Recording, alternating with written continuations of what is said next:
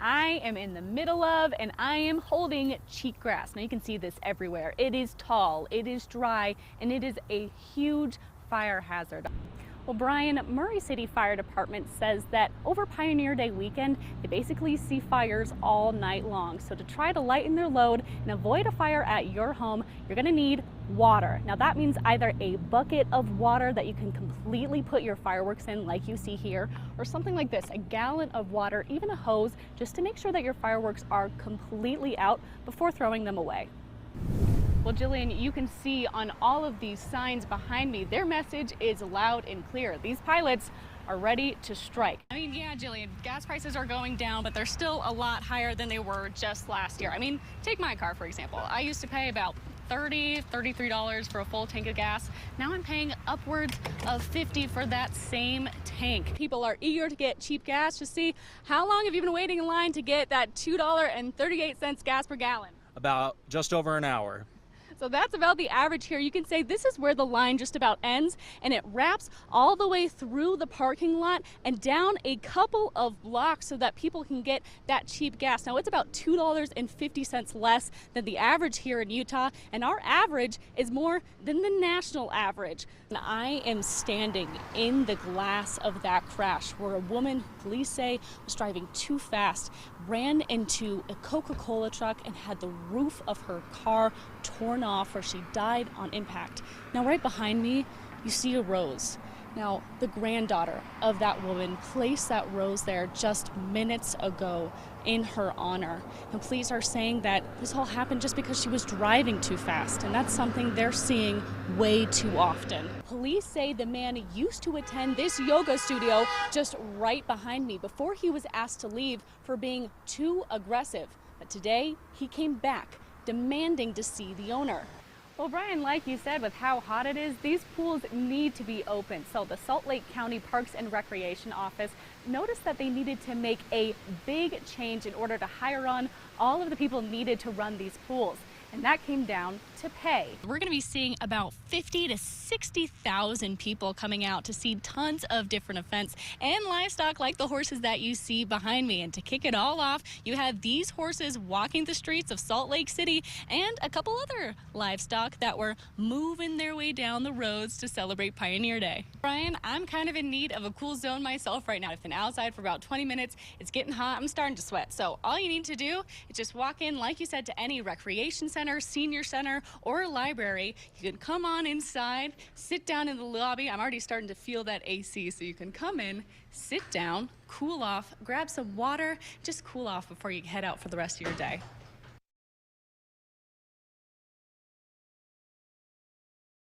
It's definitely something that you don't think would happen to you, but it does. Just never seen it coming. TJ Stedman was with his wife Saturday night when he got the devastating phone call. Family members inside a burning home. We rushed from there going about 95 miles an hour all the way across town, recklessly I guess, but and we got here and I seen the house blazing on fire. 5 people were in the house when it caught fire, 2 grandparents, 2 of their sons, and 1 of the sons' girlfriend. Thanks to quick thinking, 2 of them were able to escape. Stedman telling me that Glenn Smith, the son of the 2 grandparents living here, was able to carry his mother, Linda Smith, out of his house and to safety. But fire officials prevented him from going back into the house due to unsafe conditions. But even then, Glenn still feels guilt. He honestly feels like he failed just because he couldn't get everybody out. But he did do what he could do. Stedman saying the grandfather, Mike Smith, was on the first floor, unable to escape on his own due to limited mobility. Ron Smith and Glenn's girlfriend, Patty Warren, were in the basement, with the only way out engulfed in flames. None were able to escape in time. All the family could do was watch. Hard to know that they were screaming out to help him get out, and you just can't do anything. The fire's too hot. He says the firefighters, all volunteers, did the best job they could. The neighbors saying people tried to come and help once they heard word of the fire. If anything happens like tragedy happened yesterday, they all come together and try to help. Stedman saying Glenn and Linda are safe and staying at a family member's home. Neither fire officials nor the family have an answer to how the fire started. Stedman's message: take precautions before it's too late. Make sure you got fire extinguishers and an escape route, because it can happen to anybody. Bye guys, I'll be back soon. Meet Paul Kroll. They always get salmon.